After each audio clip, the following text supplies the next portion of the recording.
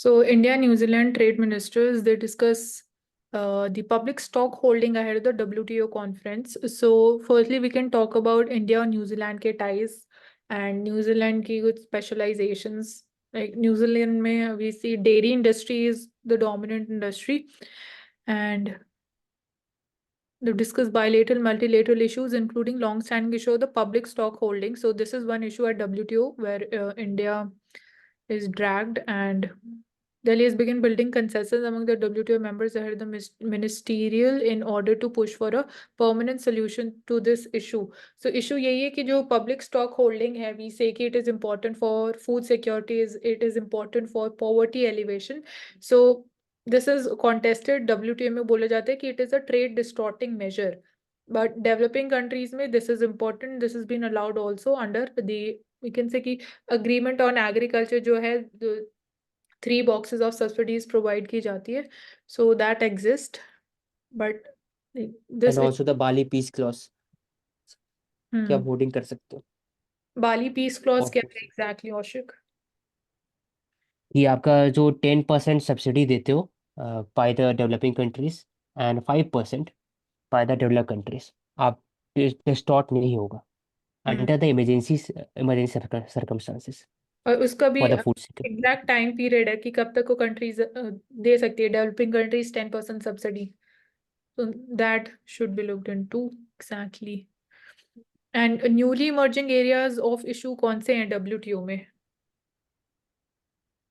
Over the data sovereignty और data localisation इसके ऊपर होता है। डेवलप कंट्रीज चाहती है कि डेटा का फ्री फ्लो होना चाहिए वर्ल्ड वाइड, तभी जाके टेक्नोलॉजिकल रेवोल्यूशन आ सकता है फोर्थ जनरेशन में। जो स्पेसिफिक कंट्रीज है, for example developing countries China India, they prefer data sovereignty क्योंकि उनका मार्केट बड़ा है एंड दे प्रेफर दैट कि जो बिग कंपनीज बिग टेक है they are regulated by the local laws. तो ये भी एक नया इमर्जिंग इशू है WTO में। टेक्नोलॉजिकल फ्रंट पे आर्टिफिशियल इंटेलिजेंस और इक्वलाइजेशन लेवी एक इम्पॉर्टेंट एरिया सर्विसेज सेक्टर के कॉन्टेक्स्ट में। And recently we are seeing कि Brazil is also dragged India regarding the issue over the sugar cane subsidies and ethanol blending, जो जो हमारा target है और जो प्लान है इथेनॉल ब्लेंडिंग फ्यूल का। एमएसपी के रिगार्डिंग भी है कि इंडिया जो एमएसपी प्रोवाइड करवाता है तो उसके रिगार्डिंग की ट्रेड में होती है, तो डेवलप कंट्री उस चीज को मना करती है कि सब्सिडी प्रोवाइड नहीं करवाई जाए एग्रीकल्चर, पर डेवलपिंग कंट्री उस चीज को प्रमोट करती है। यस, तो अग्रीमेंट ऑन एग्रीकल्चर उसी के रिगार्डिंग है। We have the 3 boxes of subsidy, green box, blue box and amber box. So Dronacharya Award is given for what purpose in sports sector? Karuna? उसको लिए दिया जाता है, मतलब जो क्रू होते हैं उनको दिया जाता है। नाम ये द्रोणाचार्य। To the coaches. तो हाँ, कोचेस। तो ये जो RP रमेश है, is the coach of R Praggnanandhaa, child prodigy of India, और R वैशाली उनकी जो बहन है, इसलिए उनको दिया। टीचर्स बता दो द्रोणाचार्य अवार्ड कैसे होते हैं मार्केट? क्या कह रहे हो प्रवेश, आपकी आवाज क्लियर नहीं है। मैं बोल रहा हूँ द्रोणाचार्य अवार्ड में दिया क्या जाता है? गुरु को तो दिया जाता है, लेकिन दिया क्या जाता है नहीं, वो मेरे को नहीं पता एग्जैक्टली। 1985 में स्टार्ट हुआ था शायद, ये 5 लाख के अप्रोक्स शायद अमाउंट दिया जाता है, और जो 5 लाख रुपए दिया जाता है। हाँ, और मेटल का एक वो होता है उसके ऊपर शायद पीपल का पत्ता होता है, उस तरह से बना हुआ, उस तरह का कुछ दिया जाता है। एग्जैक्टली मेरे को नहीं पता, पर इस तरह का दिया जाता है। 2023 में क्वेश्चन पूछा गया था PT में। And Arjun awardees and Major Dhyanchand Khel Ratna Award 2023 has been confirmed for Chirag Shetty and Swastik Siraj. For I think sports देखना पड़ेगा एग्जैक्ट कौन सा स्पोर्ट्स है। बैडमिंटन बारे में कोई बता दो। क्या पूछ रहे हो प्रवेश? अर्जुन अवार्ड की खासियत बता दो दिव्या, तुम बताओ। अर्जुन अवार्ड स्पोर्ट्स में दिया जाता है, मतलब किसी भी स्पोर्ट्स में दिया जाता है, मतलब हर स्पोर्ट्स में दिया जा सकता है। और जो मेजर ध्यानचंद खेल अवार्ड पुरस्कार है, ये बदला गया था राजीव गांधी पुरस्कार, जो सबसे नेशनल अवार्ड है स्पोर्ट्स में, वो भी स्पोर्ट्समैन जो नेशनली होता है उसको दिया जाता है, और इसके अलग मेजर ध्यानचंद हॉकी में भी दिया जाता है स्पेसिफिकली अगर बात करते हैं तो। और अर्जुन अवार्ड 50 या 55 कितने मतलब काफी ज्यादा क्वांटिटी में दिए जाते हैं कि जिन्होंने ओवरऑल ईयर में गोल्ड मेडल लिया है या फिर जो उनकी परफॉर्मेंस है उसके अकॉर्डिंग दिया जाता है। चलो मैं बता देता हूँ। अर्जुन अवार्ड 1961 के अंदर आया। ये आउटस्टैंडिंग अचीवमेंट के लिए दिया जाता है और मोरल करेक्टर को अपहोल्ड किया खेलते हुए, इन दो रीजन के बिहाफ पे दिया जाता है। 15 लाख इसमें अमाउंट दी जाती है। और नेशनल स्पोर्ट्स हो गया, इंटरनेशनल स्पोर्ट्स हो गया, तो दोनों में दिया जाता है Arjun award.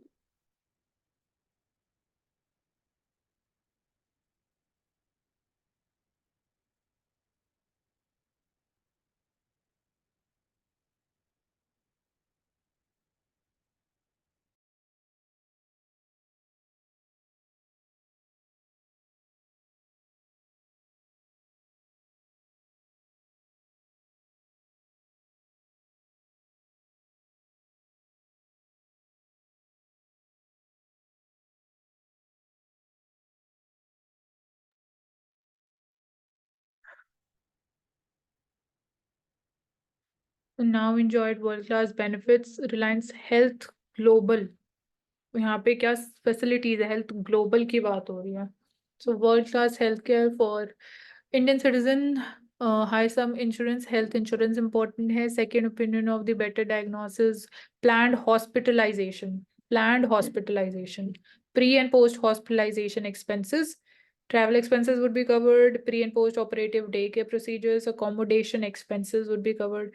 So health insurance यहाँ पे इन सारे areas में these would be covered and would be taken care of. And you can also get an Indian cover with an unlimited. So ये कुछ areas हैं. Global health की अगर हम बात करें क्या components हो सकते हैं, ये हम बात कर चुके हैं. ESG vision. Markets phase into red. Sensex sheds 930 points after buoyant start. So it's erode the wealth of around rupees 9 trillion. So we need to know कि जब बोलते हैं कि shorting एक term है जो important है तो उसका meaning क्या होता है? This can be asked because ये अडानी group of companies का जो Hindenburg issue था उसमें ये important था news में. So you can explain, Oshik, what do we mean by shorting? If we look at the trends and और लॉन्ग टर्म में अगर लगता है कि उनका जो स्टॉक मार्केट है the price will decrease, then we prefer shorting. कि आप मैक्सिमम में आप बेचते हो और फिर जब प्राइस डिक्रीज होता है तब खरीदते हो, तो हाँ. शॉर्टिंग होती है। पहले सेल करते हैं, शॉर्ट करते हैं, उसको बोलते हैं sell and then we bye.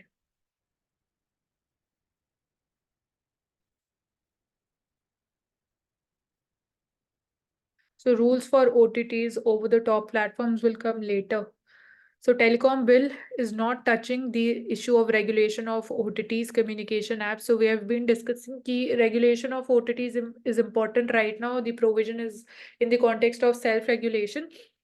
And the nature of content, they shouldn't provide the pornographic content, then giant control, how parents can control the children's account when viewing the OTTs. And the user base जो है वो बहुत ज़्यादा increase हुआ है OTTs का, so that's why it becomes important. Right of way for laying fibers and ducts and backhaul spectrum. And then even the pricing mechanism can be talked about. Like memberships और subscriptions आपको buy करने पड़ते हैं. OTT stands for Over the top platforms. So replacing toll plazas. क्या toll plazas tolls को भी हम replace कर सकते हैं? अभी तो हम जो reforms की बात करते हैं, we have introduced the RFID tags. But क्या replace किए जा सकते हैं? जैसे USA में we have कि government is looking at new technologies including GPS based toll system. तो GPS based toll system USA में it is functioning. So the next part of reforms is this, or next stage of reforms is this. To replace the toll plazas in the country going forward, we will favor the invites model, mostly for highways construction. So infrastructure investment trust invites model, this is there. So ये बात हो रही है कि again transportation और logistics cost इसके वजह से और रिड्यूस हो सकती है if we replace the toll plazas.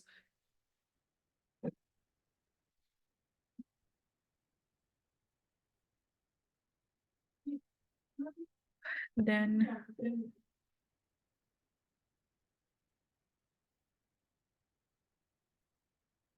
so agreements for external commercial borrowings. Firstly, Kaushik, we've covered this topic under balance of payment. तो कौन सा account में this falls under? ECBs, current or capital account? Capital होना चाहिए। Capital account है external commercial borrowings signed by the corporate India, they have rose to $29.8 billion. So एक concern भी ये है कि external borrowings हैं, तो external factors में changes होंगे तो हमारी susceptibility to the challenges would increase. And disbursements or inflows too, they rose in a similar fashion during the period. An unprecedented jump in ECBs indicates new private capital expenditure cycle gaining momentum and is also in sync with relatively higher levels of capacity utilization in section of the Indian industry. तो ये important भी है at the same time. अगर borrowing या debt increase हो रही है, बस उसको हम इन्वेस्ट कैसे कर रहे हैं कैपिटल एक्सपेंडिचर के फॉर्म में, दैट वुड बी इन्वेस्टेड। तो एक जो हम बिजनेस साइकिल बोलते हैं, तो capex cycle is gaining momentum and we are moving closer more higher towards capacity utilisation, more closer towards the potential GDP, जहाँ पे हम बोलते हैं कि फुल एम्प्लॉयमेंट रेट होता है।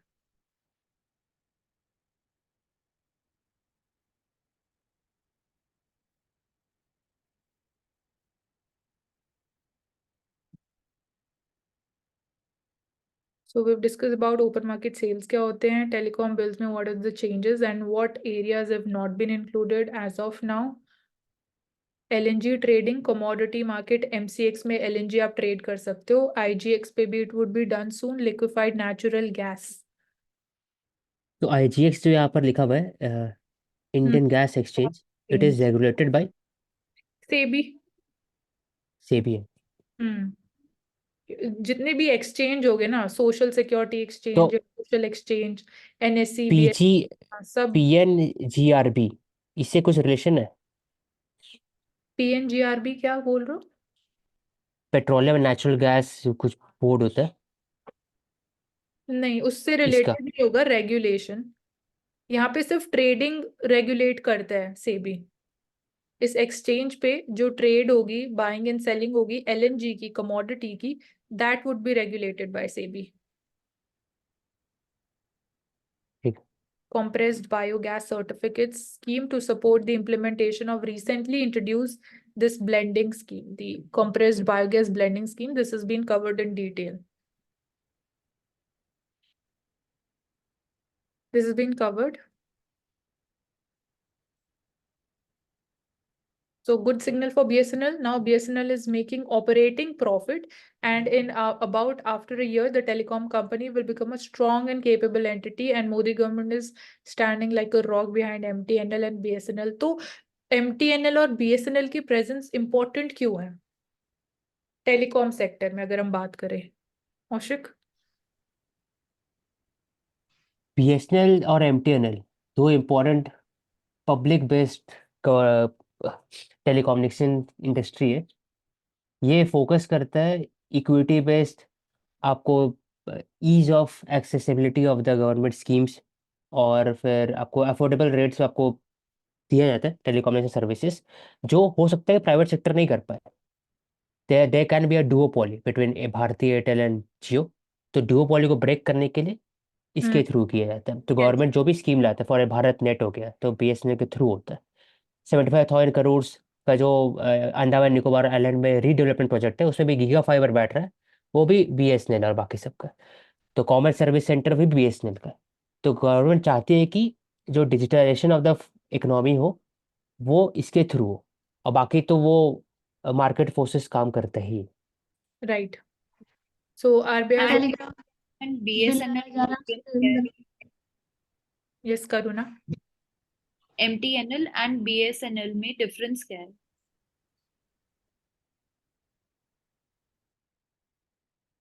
मतलब BSNL इज भारत संचार निगम लिमिटेड। तो एरियाज में आई थिंक जहाँ पे सर्विसेज प्रोवाइड करते हैं, आई थिंक मेरे को एग्जैक्ट नहीं पता डिफरेंस। MTNL में एग्जैक्टली डिफरेंस है कि दिल्ली मुंबई मेट्रोपॉलिटन सिटी में काम करते हैं, लेकिन जो BSNL है वो ऑल ओवर इंडिया है। 10 लाख से जनता जहाँ पर ज्यादा रहती है जिस सिटी के अंदर, उसके लिए MTNL, और भारत संचार निगम लिमिटेड वो ऑल ओवर इंडिया के लिए है, करुणा। तो BSNL बड़ा है, MTNL नवरत्न है, लेकिन अगर आप BSNL की बात करो तो आई थिंक ये महारत्न है। और MTNL फुल फॉर्म इज महानगर टेलीकॉम निगम लिमिटेड। हाँ, महानगर टेलीकॉम्युनिकेशन लिमिटेड। मेट्रोपॉलिटन 10 लाख से जनता ज्यादा ज्यादा जहाँ पर रहती है। ओके। और अभी बात हो रहा है कि there can be a synergy और उसको एक के अंदर ला दिया जाएगा कि तो ताकि मर्जर हो जाए। सो बात हो रहा है इसमें सब कुछ। Unified payment interface transactions, they soar 118% in semi-urban and rural stores. So this is indicating the digital transactions penetration into the rural economy. So this is also indicating कि rural sector में जो consumption demand है that is also increasing at the same time. कहीं ना कहीं बोल सकते हैं but इसको overall नहीं बोलेंगे. So this is important for even the growth of FMCG sector, the fast moving consumer goods sector. So positive growth यहाँ पे अच्छा सबसे ज्यादा लिखा भी हुआ है कि subscription for OTTs, online education, online gaming that underlines a latent demand for the digital services. So in areas में हमें डिजिटल प्रोडक्ट्स में डिमांड इंक्रीज हो रही है semi urban and rural stores में.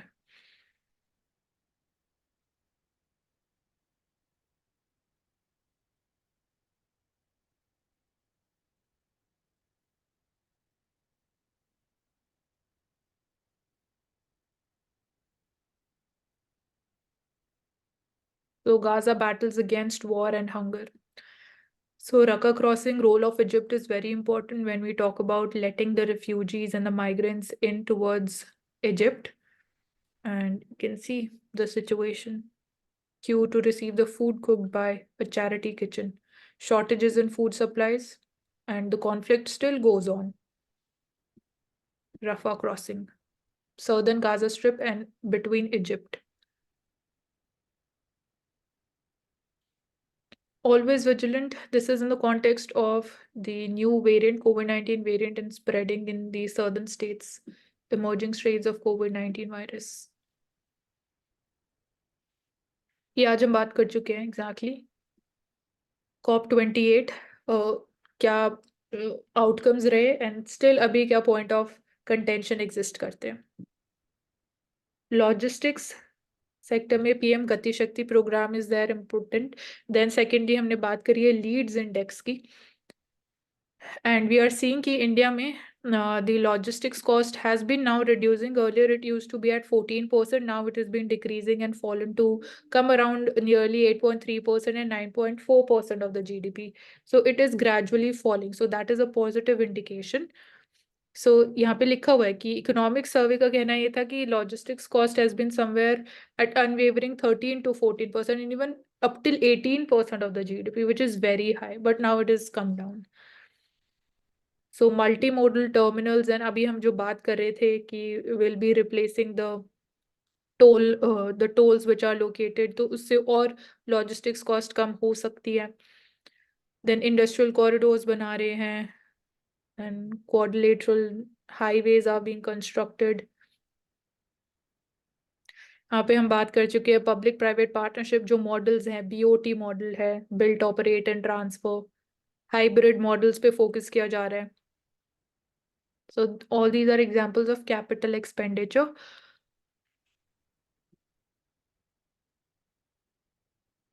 So यहाँ पे the data is mentioned.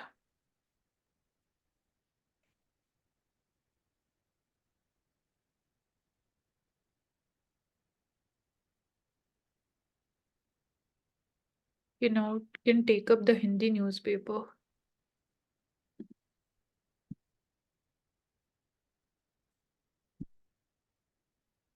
Okay, Divya, you can start with this. Yes, Mansi.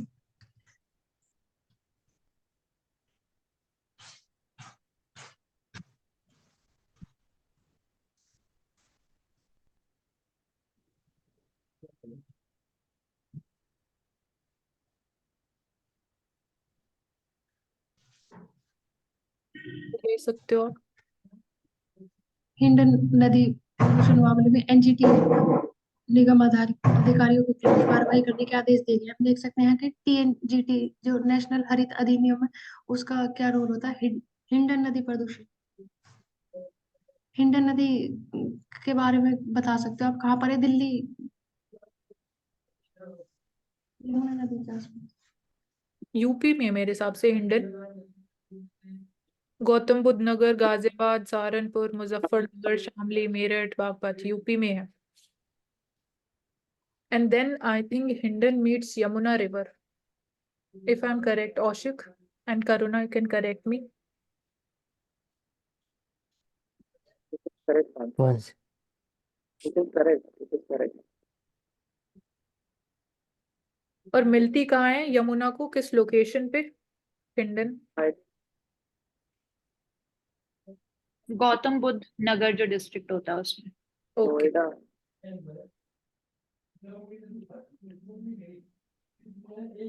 विकसित भारत की राह।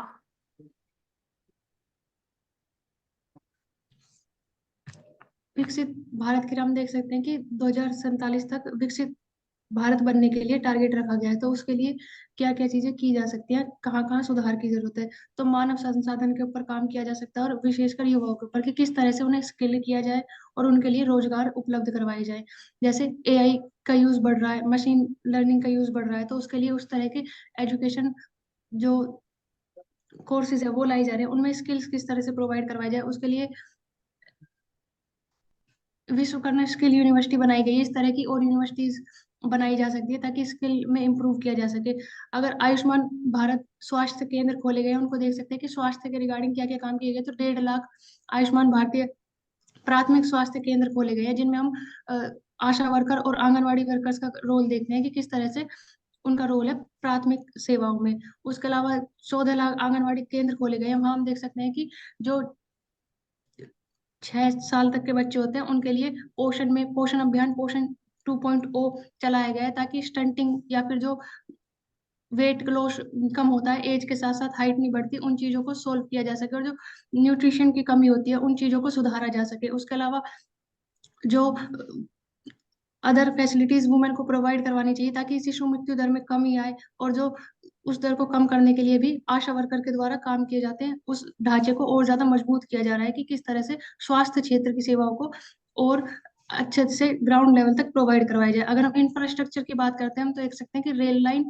सड़क को कनेक्ट किया जा रहा है, जैसे गति शक्ति परियोजनाओं के थ्रू। उसके हिसाब से हम देख सकते हैं कि 5,243 किलोमीटर प्रति वर्ग रेल मार्ग बढ़ गया है। उस हिसाब से सड़क मार्ग का भी जो रास्ता है वो बढ़ाया जा रहा है ताकि कनेक्ट किया जा सके, और उनको कनेक्ट किया जा रहा है ट्राइबल्स के साथ, ताकि जो वहां पर फूड प्रोसेसिंग इंडस्ट्री है उसको और ज्यादा डेवलप किया जा सके और उनकी इनकम को बढ़ाया जा सके।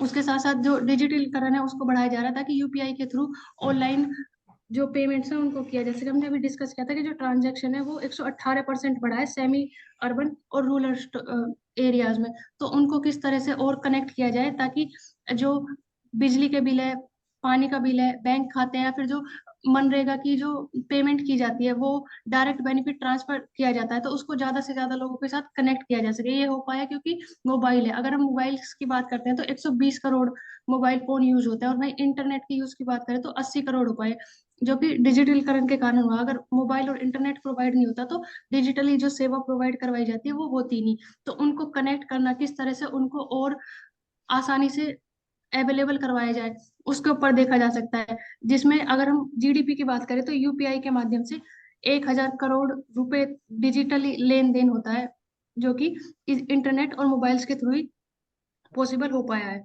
जो कि कोविड के बाद हमने देखा था, 2020 के बाद इसमें बहुत तेजी आई है। क्योंकि अगर हम 2019 की बात करें तो वहाँ 67 करोड़ के आसपास जो लोग यूज कर रहे थे, वो 120 करोड़ के आसपास तक मोबाइल उपभोक्ताओं की गिनती बढ़ गई है। तो उस चीज में ई गवर्नेंस को लाया जा सकता है, डिजिटल शिक्षा को लाया जा सकता है। उसके साथ साथ जो आयुष्मान ऐप स्टार्ट की गई है ताकि उनको कार्ड प्रोवाइड करवाई जा सके, ताकि ऑनलाइन सारी चीजें के बारे में डिजिटली उनको प्रोवाइड करवाया जा सके, उनको और सरल बनाया जा सकता है ताकि ज्यादा से ज्यादा लोगों तक पहुंचा जा सके।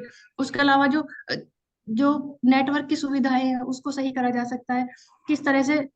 इसके अलावा सबसे मेन दिक्कत ये है जो हमें एआई में देखने के लिए मिली थी कि साइबर जो सुरक्षा है उसको किस तरह से बनाए रखा जाए। डेटा जो कि भारत गवर्नमेंट का पहला हुआ है कि किस तरह से डेटा की गोपनीयता को बनाए रखा जाए। उसके लिए 2023 में अभी आईटी रूल भी लाया गया था, तो उसका हमें नहीं पता कि अभी तक किस तरह से उसके क्या देखने के लिए मिलेंगे हमें बदलाव, क्योंकि वो अप्लाई नहीं हुआ। अभी भी हम 2002 के आईटी मॉडल पे ही चल रहे हैं। तो उसको और किस तरह से स्ट्रॉन्ग बनाया जाए, ताकि जैसे एम्स में जो अटैक हुआ था डेटा सर्विस सिक्योरिटी को लेकर, इस तरह की दिक्कतें फिर से फेस ना होनी पड़े, इन चीजों को सुधारा जा सकता है। इसके अलावा रिन्यूएबल एनर्जी के ऊपर बात कर सकते हैं कि सोलर ऊर्जा में और जो वायु ऊर्जा है उनके थ्रू एनर्जी रिन्यूएबल की जा रही है, पर उनमें भी दिक्कत होती है। जब हम रेयर अर्थ मेटल की बात करते हैं, जो लेड चाहिए, उनमें कनेक्ट लिथियम बैटरी चाहिए, उनको किस तरह से प्रोवाइड करवाया जाए, उनके लिए क्या कनेक्ट कर रहे हैं, तो उनके लिए देखा जा सकता है।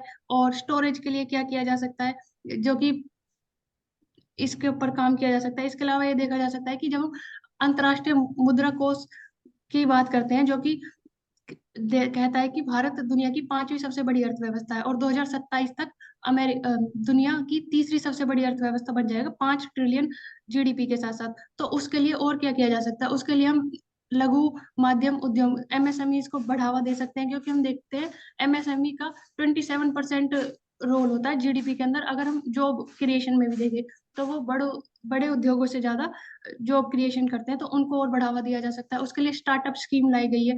तो उन चीजों के ऊपर और किस तरह से उनको एक स्ट्रक्चर में प्रोवाइड करवाया जाए, ताकि स्टार्टअप्स में जो उद्यम किए जा रहे हैं उनमें और बढ़ावा मिले। उसके साथ साथ वुमेन्स के ऊपर किया जा सकता है कि उनको किस तरह से इंक्रीज किया जाए। उसके लिए एमएस सेल्फ हेल्प ग्रुप है, उनको बढ़ावा दिया जा सकता है, जो इन सब के थ्रू ही भारत विकसित भारत की राह पर चल सकता है 2047 तक। तो इन ठीक सारे एरियाज में काम करने की जरूरत है। ठीक है, तो हम इनको कैटेगराइज कर सकते हैं डिफरेंट कैटेगरीज में, like economics, society, health care और पॉलिटी। तो पॉलिटी में आई वुड जस्ट मेंशन कि डीकोलोनाइजेशन लेजिस्लेटिव कॉन्टेक्स्ट में जो बात कर रहे हैं, मतलब कुछ चैलेंजेस अगर हम बोले तो पार्लियामेंट्री फंक्शनिंग में चैलेंजेस हैं, और पॉलिटिकल रिफॉर्म, साइमल्टेनियस इलेक्शंस या इलेक्टोरल रिफॉर्म्स की हम जो ओवरऑल बात करते हैं। हेल्थ केयर में universal health care, nutritional security and technology कैसे और बेटर हेल्प कर सकती है, and insurance is very important, health insurance. Society में we talk about the role of farmer supply chain, और हम कैसे स्ट्रेंथन कर सकते हैं, we can integrate it with the global supply chain also. And then इसमें रेवेन्यू एक्सपेंडिचर रैशनलाइजेशन एक important part होगा, क्योंकि डिपेंडेंसी पॉपुलेशन जो पेंशन्स दी जाती है that is important. Financial planning यहाँ इंपॉर्टेंट हो जाता है सोसाइटल लेवल पे। Planned urbanisation is very important, slums redevelopment is important, and women led development and एसएचजीज। इकोनॉमी में you talked about skills important है, डिजिटलाइजेशन इंपॉर्टेंट है, एमएसएमईज का रोल इंपॉर्टेंट है, so logistic sector is important. तो overall हम इसको ऐसे डिवाइड करके we can classify this. Okay, कल्पमेध करुणा। कल्पमेधा में बोल रहा है कि जो दान अपनी कीर्ति कथा गाता है वह दान नहीं रह जाता, बल्कि अहंकार और आडंबर आडंबर मात्र रह जाता है। तो इसमें मतलब यही कह रहे हैं कि जो चैरिटी देते हैं या फिर दान देते हैं किसी को, और फिर उसके बाद उस चीज को बार बार वो हाईलाइट करते हैं, तो एक तरीके से वो सेल्फलेस नहीं रह जाता फिर, या एफर्टलेस नहीं रह जाता। तो हमें वो चीज नहीं करनी चाहिए। ठीक है, एग्जाम्पल्स। डेवलपिंग कंट्रीज का ले सकते हैं। क्लाइमेट चेंज के उसमें कि उन्होंने जितना फिक्स हुआ था उतना अमाउंट नहीं दिया, लेकिन लिमिटेड बहुत कम अमाउंट दिया, और उसको भी वो बार बार बोलते हैं कि $100 बिलियन हम दे चुके हैं क्लाइमेट फाइनेंसिंग के लिए डेवलपिंग कंट्रीज को, हाँ, दिया और वो नहीं, उतना अच्छा एग्जाम्पल है। और इसमें इंडिया का एग्जांपल ले सकते हैं, कोविड-19 के टाइम पीरियड पे जो हमने वैक्सीन्स बाकी कंट्रीज को दिया, जो इंडिया ने इवन कंसर्न रेज किया डब्ल्यूटीओ में भी कि पेटेंट्स नहीं होना चाहिए वैक्सीन्स के ऊपर, तो दैट इज देयर। और कोई यूनिक एग्जांपल किसी को बोलना?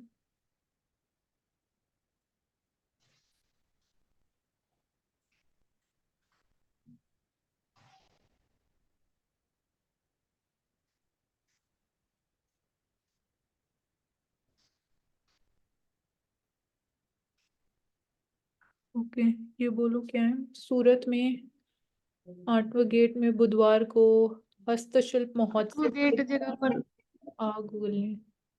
आग उगलने वाले करते हैं। हम्म, हस्तशिल्प महोत्सव। Gate of Gujarat. हस्तशिल्प मतलब इसको हस्तशिल्प मतलब एंटरटेनिंग और रिलेटेड टू कॉमेडी। नहीं। हस्तशिल्प मतलब हैंडीक्राफ्ट, हाथ हस्त हैंडीक्राफ्ट्स। ठीक है, तो यहाँ पे फायर सेफ्टी भी इम्पोर्टेंट हो जाती है।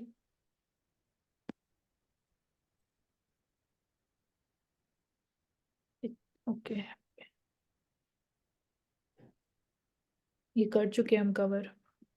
इसमें ये है कि BSNL 6 GB डेटा देना स्टार्ट करेगा, और उसके अलावा जो इन्होंने नियम बनाए हैं कि अगर राष्ट्रीय सुरक्षा की हनन होता है या उन्हें लगता है कि कोई काम उसके इनलीगली हो रहा है, तो उसे वो 3 साल तक की कैद और 2 करोड़ का जुर्माना लगा सकती है गवर्नमेंट। ठीक और है, उसके अलावा वो नेटवर्क सुरक्षा में अगर नुकसान होता है तो उसके ऊपर 50 लाख तक का जुर्माना लगा सकती है, और कहीं भी जाकर किसी के भी इमारत, वाहन, जहाज, किसी की भी तलाशी ली जा सकती है अगर सरकार को ये लगता है कि हाँ कोई इनलीगल एक्टिविटी हो रही है, तो इस एक्ट के तहत ठीक है। स्पेक्ट्रम संबंधित प्रावधान है वो डिस्कस कर चुके हैं। तो हम बोल सकते हैं कि ये एग्जाम्पल है एक क्रिटिकल इंफ्रास्ट्रक्चर का। हाँ।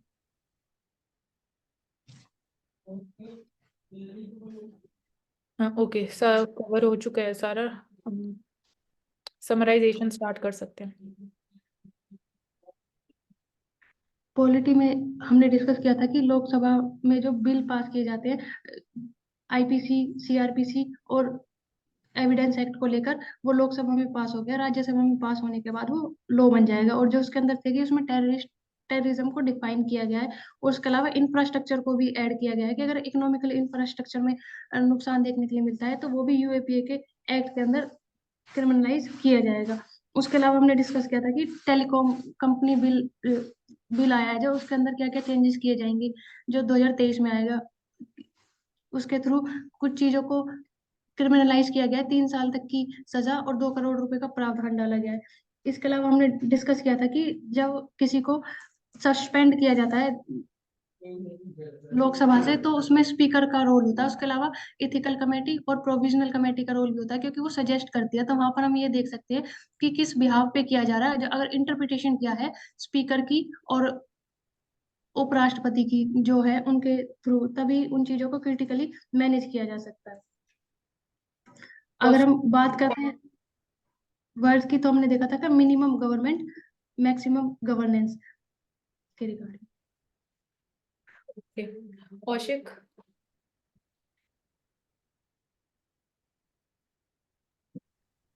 I will just brief in short. We discuss about the India and Egypt relationship and how the Egypt is very important gateway for the India investment into Africa and in Mediterranean Sea and also in the Arabic country. Then regarding a multilateral institution, there's need for reform. We discuss about it in UNSC. Uh, that's all we discuss in the IR perspective. Okay, Karuna. Once you can continue.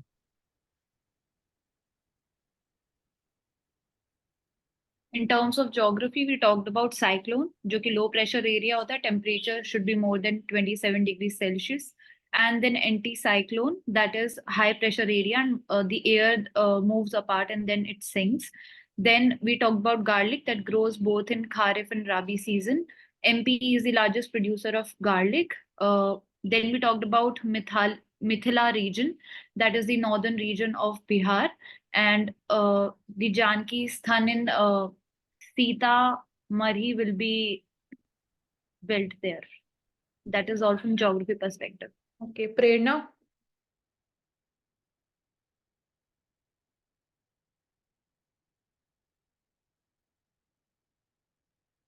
Okay, so thank you so much for joining us on Ansarkari. You can subscribe to our channel and stay tuned for such critical analysis videos every day.